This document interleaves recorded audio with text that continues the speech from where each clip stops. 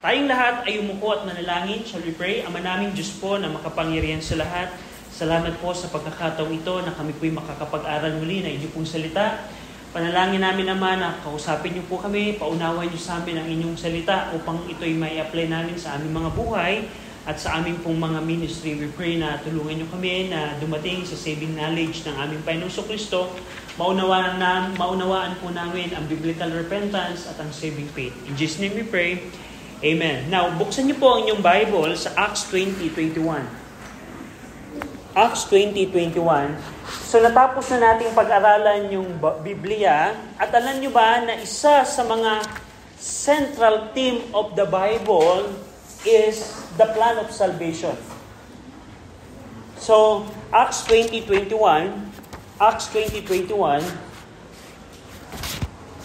In Acts 20:21, sinong unang nakakita? May request ng pakibasa. Nicole, pakibasa naman. Testifying both to the Jews and also to the Greeks, repentance toward God and faith toward our Lord Jesus Christ. Okay, so ang nagsasalita dito ay si Pablo at kausap niya Pablo dito yung mga Ephesian elders. So the context here is Paul is talking to the Ephesians elders. And gusto kong pansinin nyo lamang dito yung huling bahagi ng verse na binasa natin.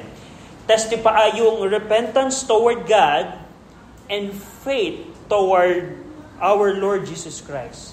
So, tulad ng nabanggit ko kanina, natapos na nating pag-aralan ng Bible. And do you know that one of the central themes of the Bible is the salvation that the Lord Jesus Christ will do. At pag pinag-usapan natin yung salvation, there are two things. Tandaan nyo to. There are two things na kailangan nating maunawaan upang ang tao ay magkaroon ng kaligtasan. Now, siguro, makinig dito, Mabis, tsaka EJ, makinig. Pag sinabing kaligtasan or salvation, it's talking about your salvation of your soul. Kung ito ba ay pupunta sa langit, kung ito ba ay magsasuffer sa impyerno or sa dagat-dagatang apoy ng walang hanggan. So that is the salvation na tinutukoy natin. At alam niyo mga kabataan, ang Bible ay seryoso patungkol dito sa salvation na ito. At in order for someone to get saved, there are two things that we need to understand. Una, yung biblical repentance. Ano ba yung biblical repentance? Ano ba yung tinutukoy dito ni Paul na repentance toward God and saving faith. Faith to our Lord Jesus Christ. So, yun ang ating pag-uusapan. What is biblical repentance? And what is saving faith?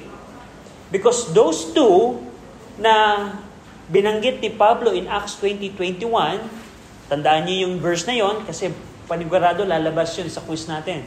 Acts 20:21. Yung dalawang bagay na yon ay napakahalaga for a person's salvation.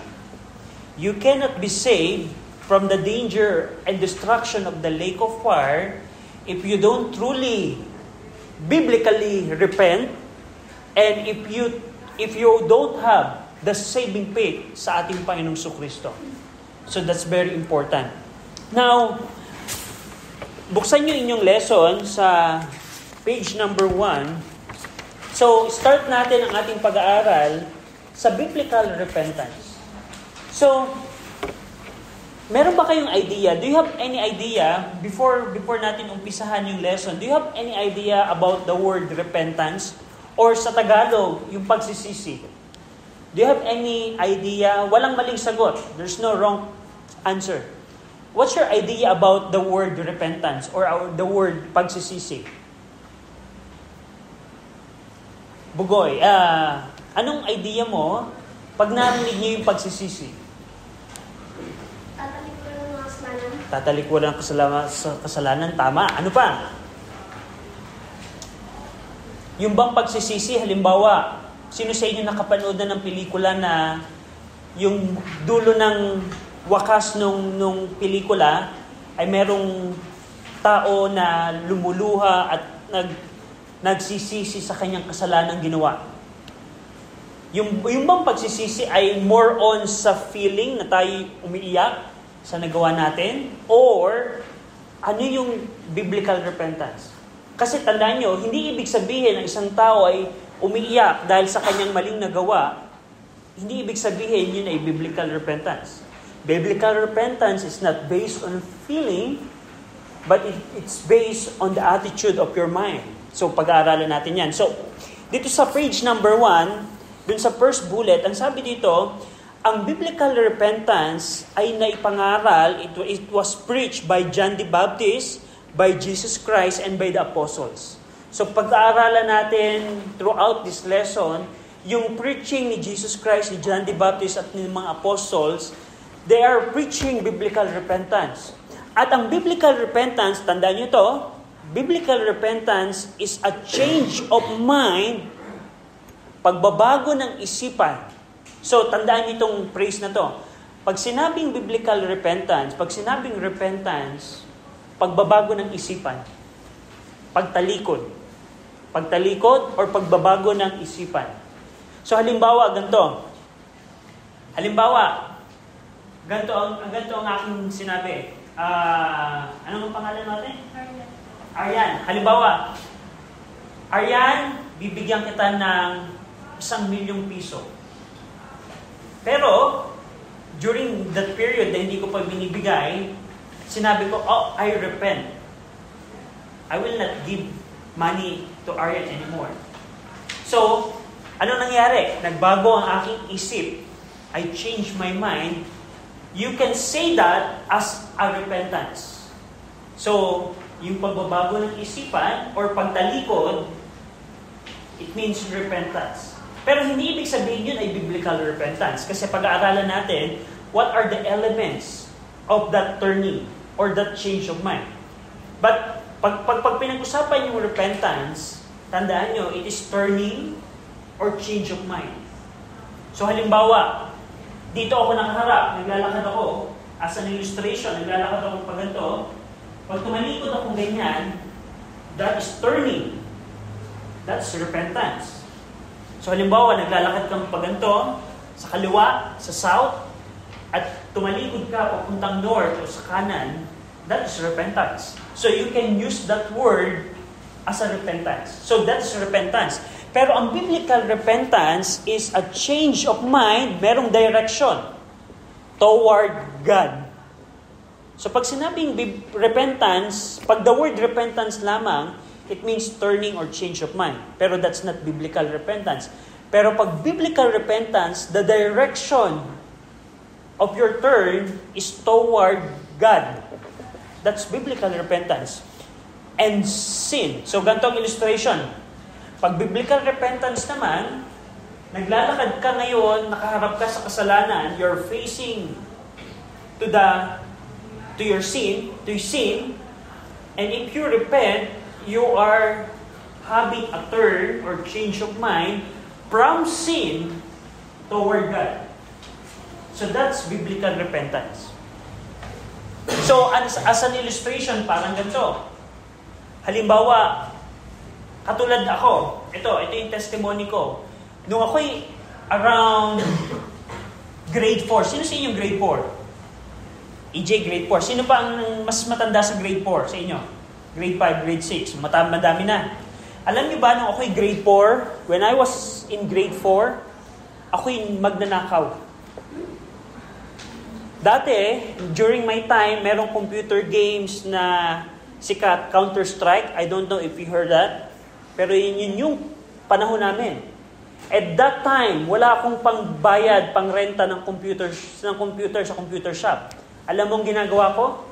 Ninanakawan ko yung aking mga kamag-anak, yung aking mga pinsan. As in, nagnanakaw ako. Pero, there was a time na nung second year high school ako, or probably grade 8, nung grade 8 ako, dumating ako sa punto na ginagawa ko yung pagnanakaw, pero tumalikod ako, nag-change yung mind ko sa pagnanakaw from that sin. That's repentance. So, There was a time na minamahal ko yung sin, I'm loving sin, yung specifically yung pagnanakaw, pero nag-change of mind ako. Ibig sabihin, anong change of mind? Nagbago yung pananaw ko na mali pala yung ginagawa ko. Kasi before, wala sa akin kung mali o tama yun. Basta gusto kong magnakaw para makapag-computer ko. Wala akong anumang hindrance sa paggawa ng kasalanan. There's no hindrance for me during the time before I got converted doing that kind of sin. But when I was in second year high school or grade 8, I repented. Meaning, anong ibig sabihin ng repented? I changed my mind. Wait, nagbago yung pananaw ko sa kasalanan na to at nagbago ang pananaw ko patungkol sa Diyos. So that's biblical repentance. Now, also, one of the element of biblical repentance is it results in a change of life. Biblical repentance is a change of mind toward God and sin that results, that's the key word, that results in a changed life. So, ang biblical repentance is kung halimbawa, ganito ang nangyari. Doon sa example ko kanina, kung halimbawa nung second year high school ako ay sinabi ko okay nagsisi. Umiyak pa ako, patawad. Halimbawa, patawad, ako'y nagawa ng kasalanan. Nagsisisi ako. Pero, my habit of doing that sin didn't change afterward. Can we consider that as biblical repentance? Halimbawa, nagsabi ko na nagsisi ako, pero patuloy ko pa rin ginagawa. Na walang nagbago sa aking pananaw sa paggawa ng kasalanan na yun. Walang nagbago sa aking buhay. Yun ba ay may tatawag natin biblical repentance? No. So kahit halimbawa, pakinggan nyo to mga kabataan, kahit sabihin natin na akala natin na nagsisi na tayo, umiyak tayo, humingi tayo ng sorry, pero walang nabago sa ating buhay afterward. What I mean is parang ganito, kung mahal ko pa rin halimbawa ang magnakaw, no, okay, third year, fourth year, or nung pagkatapos ng aking repentance, kung mahal ko pa rin yung pagnanakaw at patuloy ko pa rin ginagawa yung pagnanakaw, it is not a biblical repentance. Maaring nag-remorse lang ako, maaring nagkaroon lang ako ng konting sorrow, pero hindi siya biblical repentance. Kasi, tandaan nyo, every repentance in the Bible that we can see, it always results in a change of life. So, ito ngayon ang tanong. Hindi nyo pwede, huwag nyo itong sagutin nyo lang to sa inyong mga isip. Dumating na ba tayo sa punto na tayo ay nagsisi? Yes, pwede mong sabihin, yes, Brother RJ, nung panahon na to, nagsisi ako. Pero ang follow-up question ko, did your life change? Meaning, is there a change na nangyari? So, if it doesn't have, kung walang nagbago, maaaring hindi pa tayo nagkakaroon ng biblical repentance. And by the way, ang biblical repentance is a one-time event, but also it's a daily mindset. Ang ibig sabihin ko noon, ang biblical repentance is a one-day event, meaning there is a day that you decided that you will change your mind. You will turn. But also, it is a continuous process, meaning from the time that you decided to change your mind, from the day-to-day basis, you are having a turning from sin and toward God.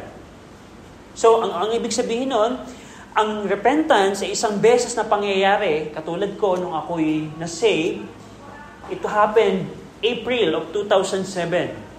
Specifically, April 30, I remember that exactly, April 30 of 2007, I changed my mind towards sa aking mga kasalanan. At yung pagbabago na yon, daily siyang mindset na hindi ko na gagawin yung mga bagay na to. Ayaw ko nang gawin yung mga bagay na to. Kasi nagbago na yung pag-iisip ko sa kasalanan. So that's repentance. Merong date, merong point of time ng iyong buhay na nagsisi ka, but also it's a continuous mindset during the day. Hindi ibig sabihin, hindi parang ganito. Hindi parang halimbawa, nung January 1, nagrepent ako. Pero January 10, mahal mo pa rin yung kasalanan na yun. Halimbawa, January 1, sinabi mo na nagsisisi ako sa aking pagsisinungaling. Pero February 1, patuloy ka pa rin nagmamahal sa kasalanan na yun. There's no change in your mind. So, that's repentance. Now, tandaan nyo, repentance, even though it's a change, it results in a change of life, repentance is not a change of life. So, huwag kayong malito. Ang repentance is a change of mind or toward God and sin that result to a change of life. But, tandaan nyo, repentance is not a change of life. Hindi ibig sabihin, ang repentance ay hindi pagbabago ng buhay. Ibig ba sabihin, Brother RJ, ang repentance ba ay kailangan ko munang baguhin yung aking buhay? Kailangan ko muna bang, wag gawin ito, wag gawin ito, wag gawin ito? Hindi, because kung yun ang repentance, it will be a work salvation.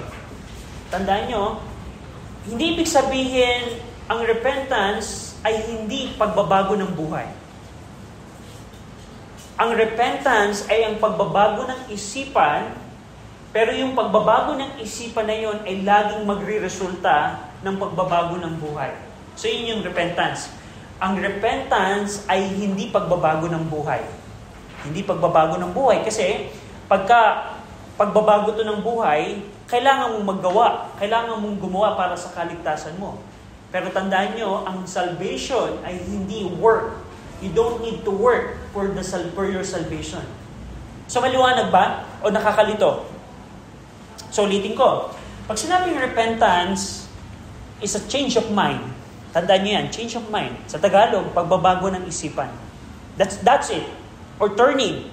It's another synonym na pwede nyo gamitin. Turning. Kasi sa Old Testament, sa Hebrew, that's the most common translation from the Hebrew. Turning. Pagtalikod o pagbabago ng isipan. That's repentance. Pag ba halimbawa, my question is ganito. If you change your mind, can you consider that as work? Halimbawa, nagtrabaho ka ba kung nagbago ka ng isip? Halimbawa, right now, nakaupo ako. I'm thinking that Joe is very industrious. But I changed my mind. I don't think that Joe is industrious. In that point, in my example, did I work? No, I didn't work. I just changed my mind. So that's repentance. There's no work. Pero kung halimbawa ganito, halimbawa, patungkol doon sa aking kasalanan na ginawang example kanina, kung halimbawa umaasa ako na kailangan ko munang baguhin yung aking buhay, doon ako umaasa sa pagbabago ng buhay, hindi sa change of mind.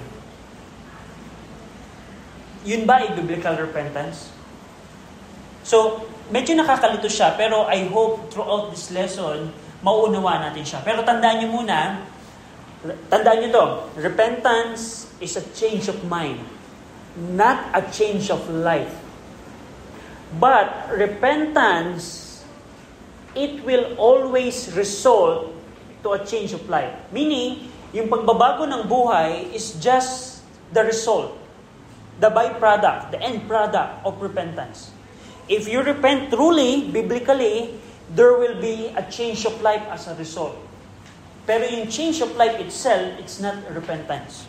Now, because ang change of life, it is a spirit-wrought change of mind that leads to a change of life. So we're going to discuss that further. Now,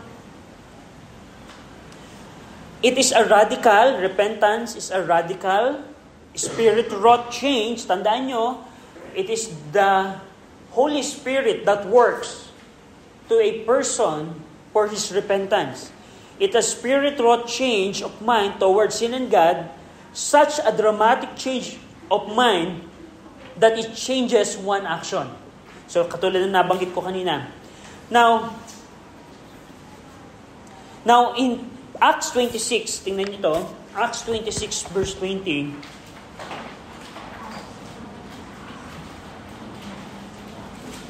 Acts 26:20. Pakibasa ako kung sinong makakita. Acts 26:20. Grace, pakibasa ako. Acts 20, but showed first unto them of Damascus and unto Jerusalem, issuing forth all the cause of Judea, and then to the Gentiles, that they should repent and turn to God and do mercy for repentance. So, napansin niyo doon? Gusto kong pansinin niyo yung word na they should repent, that's repentance, and turn. Pansin niyo yun? They should repent and turn to God. So, we see that the direction of repentance. You need to put your back against sa kasalanan, talikuran ng kasalanan from sin, and turn to God. Napansin niyo? So, pag sinabing repentance, you're facing against God, nasa likod mo ang Diyos, hindi mo siya pinapansin. Pero if you repent, you turn to God. Ano sabi doon? At yung bahagi doon, and do works meet for repentance. That is the change of life. That result sa isang biblical repentance. Now, makikita natin sa Bible, marami tayong pag-aaralang scripture sa Bible na magiging example nito para mas maunawaan natin what is biblical repentance. We're going to take a look sa mga occurrences or events in the Bible of the people that truly repent sa kanilang mga kasalanan. As an example, sa Acts 2, huwag nyo nang buksan, pag-aaralan natin yan some other time, during the day of Pentecost. So during the day of Pentecost, the Jews, yung Hudyo, and by the way, yan yung sagot sa number 7 kanina, mga Hudyo. Yung mga Hudyo sa Acts chapter 2, sila ay mga kaaway ng Panginoong Kristo bago mangaral si Peter. Sila yung mga taong nag-crucify kay Jesus Christ. Pero nung sila'y nagsisi, when they repented, they changed their mind kay Jesus Christ. At nabago yung kanilang buhay. Dati silang kaaway ni Jesus Christ at naging tagasunod sila ni Jesus Christ. What a radical change ang nangyari sa kanilang buhay. That's an example na pag-aaralan natin sa repentance. Ano pang example? Yung si Zacchaeus. Kilala niyo ba si Zacchaeus? Si Zacchaeus ay isang magnanakaw during the time of Christ, pero nagsisi siya at nagbago yung kanyang buhay. Nakita niya, pag-aaralan din natin yung mga taga-Thessalonica na binisita ni Pablo. Paano sila idolaters? Ibig sabihin ng idolaters, sumasamba sa mga inanyo ang Diyos. Sumasamba sila sa mga idols. Pero nung sila'y nag-repent, tumalikod sila sa idols. At naglingkod sila kay sa Panginoon. So yun ang mga pag-aaralan natin para maunawaan nyo ano yung biblical repentance. At kung paano meron lagi itong resulta na pagbabago ng buhay. Now, and also we will see na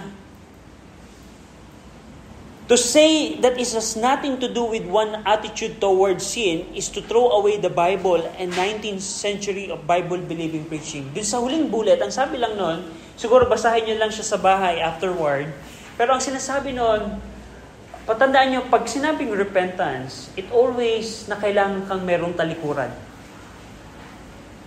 You cannot say that you truly repent if you didn't turn from anything. Halimbawa, sabihin mo na, Brother RJ, nag-repent na ako. Pero pag tinanong ko, saan ka nag-repent? Hindi ko alam. Saan ka nagsisi? Ewan ko. Probably sa kasalanan. Anong kasalanan? Hindi ko din alam. Hindi malinaw siya. Tandaan nyo, pag inaral natin ang Bible, when you examine the Bible, there is always a thing where a person turned from. Halimbawa, for my example, when I repented, I repented sa kasalanan na dalawa. Una, yung pagnanakaw, tulad na nabanggit ko. Pangalawa, yung pagiging suwail or rebellious child. Yun yung dalawang kasalanan na aking tinalikuran nung ako'y naligtas. Specifically, nagbago yung pananaw ko sa pagnanakaw at nagbago yung pagiging rebelde kong anak. Kasi nung ako'y bata, rebelde talaga ako. As in, rebellious child. At nagbago yung pananaw ko doon. At yung dalawang yung kasalanan na yun ang aking tinalikuran. So, merong specific object where you turn from. For example, Sister Emil. When Sister Emil repented, she repented from false Roman Catholicism. So she didn't repent from a specific sin, but she repent from a specific wrong teaching. Roman Catholicism. So, halimbawa, yung katulad nga ng Thessalonica sa Bible, sa Book of Acts, they turned from sin. Si Zacchaeus, he turned from his deceitful act sa kanyang pagiging tax collector. So, tandaan nyo, pag sinabing repentance, meron ka dapat tinalikuran. So, ang tanong, nagsisi ka na ba? Kung sinabi mong yes, una, saan ka tumalikod? Where did you turn from? Oh, I don't know. Probably sin? Anong klaseng kasalanan? I don't know. Baka pagsisinungaling? So, hindi clear. Hindi siya clear. Pag sinabing biblical repentance, now, pakinggan nyo to, merong specific na kasalanan ka na nakita sa iyong buhay na sinabi mo na malito. Kailangan ko itong talikuran. Mali itong ginagawa kong ito. Kailangan ko itong talikuran. At nabago yung pananaw mo sa bagay na yon. At lumapit ka sa Panginoon. That's biblical repentance. Hindi ibig sabihin na dapat lahat ng kasalanan. Kasi, pakinggan nyo to, kahit nung ako'y third year high school, nakakapagsinungaling pa rin ako. Hindi ibig sabihin naging perfect na ako. No, hindi. Nung kahit ako'y nagrepent na, may mga kasalanan pa rin ako nagagawa. Pero yung magnakaw, from that time na ako'y na-save, hindi na ako nagnakaw. Because nagbago na yung pag-iisip ko patungkol sa pagnanakaw. Nung ako'y na-save, nagbago na yung pananaw ko sa aking mga magulang. Nakita ko na kailangan ko silang i-honor. Nakita ko na dapat hindi ako maging rebellious sa Kanya. It changed. So, tandaan niyo siya. Ang biblical repentance, the follow-up question, if you truly repent, where did you turn from? Saan ka tumalikod? Where did you turn from? Kasi kung wala, you examine. Baka, hindi talaga biblical repentance yung nagawa mo. Ang the follow-up question, did your life change after you say that you repent? Meron bang nabagong buhay ko? Kasi, unang evidence na makikita natin, every repentance in the Bible, you will see change of life. Lahat, as in, all of them, 100%, all of them, ay merong pagbabago sa kanila. So kung pagbabasihan natin ang Bible, if the Bible will be our basis, we can say that biblical repentance always result a change of life. It's a work meet for repentance. Pero kung halimbawa, right now, sinabi mo na, nagrepent ako, Brother RJ, nung panahon na to, nung date na to, nung araw na to, natatandaan ko, umiiyak pa nga ako. Pero ang tanong, meron bang nagbago sa iyong buhay? Meron bang nagbago sa iyong pag-iisip patungkol sa kasalanan na to? Pero kung wala, maaring hindi siya biblical repentance. Maaring remorse lang ang naranasan mo. Maaring false repentance yung naranasan mo. So that's the follow-up question. So, dyan muna tayo magtatapos sa introduction. And ang pag-aaralan natin, basically, yung paano ang repentance sa Bible. That's exactly what we're going to discuss. Ano yung repentance sa Bible? Now, do you have any question? Meron kayong question? So kung wala na, Dominic, can you pray? Dear Lord, we thank you for this opportunity to meet in your house, to worship you, to learn spiritual things and heavenly things. We ask that you would bless our time here together, and I ask that you would fill Brother RJ and Dad with your Holy Spirit, and I ask that you would help us to worship you in spirit and truth. Bless us, Lord, in Jesus' name.